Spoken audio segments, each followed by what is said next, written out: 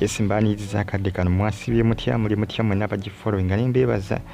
nebagamba nti kyemwakola kyamaanyi okubanga mwasubscribing ate ne munyiga kale bagita Fad TV ugi bane updates ezinavaayo okwetola eggwanga lyattu Uganda. Amawulire agaliwo essaawa naga trending aga Bad Black ono munanga asobodde okuba nga azaala ndooza nga ssaawa ng'emu emabega ndooza ssaawa ng'emu emabega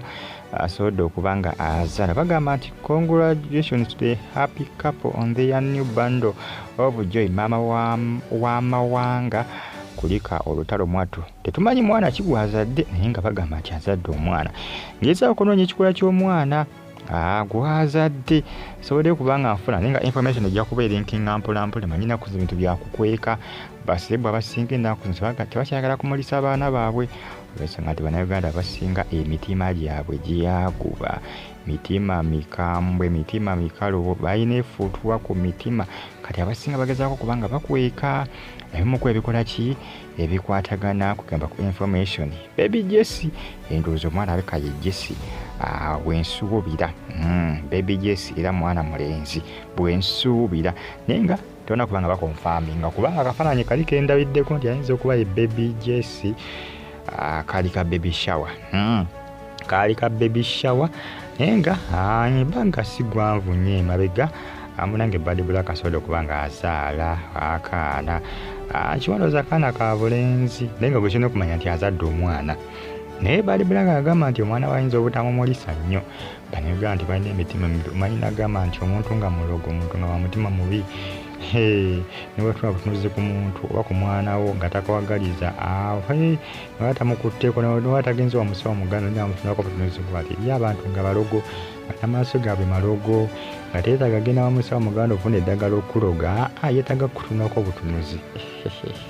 nakuyita buyisi bwoyise okukusitanye n'okukuloga naye ng'omanyi gwe abantu gwe eri abakanya bagamba eddogo teriri biki ate bannakuloga naye nga agenda mu comment section tumwagaliza okubanga munanga akulise okubanga azadde akaana ak'obulenzi following ne KBTV gikosa ne KRTV Uganda now namba yo ne updates ezinavali amawulire mba nago ag'abaserebu akosa ne reviews ziba zikwatagana ku firimu za Romantic musubscribing ate munyigene kale mongera okubanga mujje followinga gamu ku mawulire aga trading akadde kano bwatyo azadde bulungi ndooza ssaawa ng'emu emabega amawulire gano galagidde okubanga ga trendinga okusaanikira social media endala naye nga nkugamba yongera okubanga ogifollowinga n'okugyekuumirako kubanga ze updates mba nazo buli lunaku olukya ku nsi kuno gwe just followinga ate subscribing onyige kale bamuyita Bad Black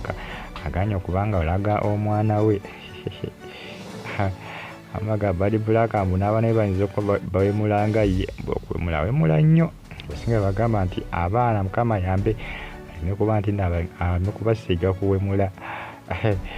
information etambula naye nga kukirina okumanya omwana we ayinza obutamulaga mu kamera naye nga nsubira akaana kalenzi newankubadde takonvaminza ekikola kya mwana gwazadde naye nga nsubira akaana kalenzi kubanga bali bakola baby shower ndooza muwala birinnya eryali kafaananyi kwaliko Baby Jessie ate Jessie liba ly'abaana balenzi kakati awo kyolina okuba nga omanya nti mwana mulenzi gwazadde gwe kirina okuba nga oba nakyo mbongo newankubadde ndaba kubanga ayatula Jessie agambye bugambi nti azadde agamba nti yekingira bannayuganda basinga nti balina emitima emivundu kigamba agambe kyobola akoze ki kyobola agambe tajja kulaga mwana we mu public notulengera erinnya ly'omwana huyo awo baali bakola ka baby shower Baby Jessie ka baby shower munange banga sigwanvu nnyo nga bakoze ka baby shower kano baali asobodde okubanga azaala Bad Black omukyala yali omuddugavu n'amyuka yagamba mbuna yava mu bbanga n'ayeruka naye nga jjukira ono yakwata mu kizigo oluvannyuma mbu olw'okunyaga omuzungu yamukubako akasente akawera era abasinga bagamba nti Bad Black mbu ensimbi zakyali akumba akyali akusente za muzungu kubanga esente z'omuzungu ezo zaali mpitirivu nnyo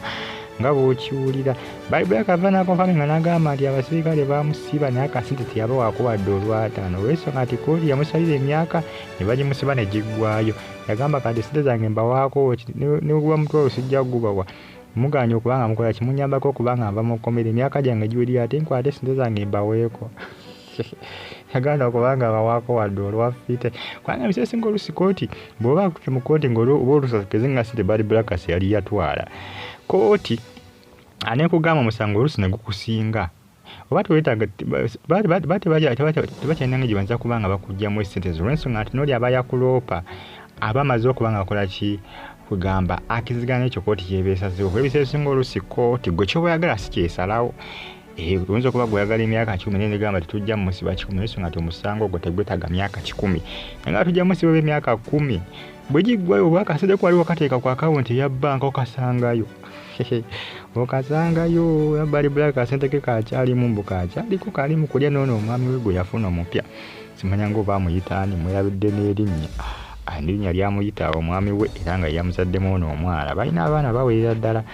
Fadi TV gimusubscribe nga mwenyige ku kade comment section weri awo bakawuntira mu comment section omuzungu ye yabita dda olw'ensonga nti yali ayagala kooti yakikola bamusiba emyaka ne giggwayo Bad Black akasente ke nakola ki n'akeediza olw'ensonga nti yali akatereka yakasirikira kye mbagala nnyo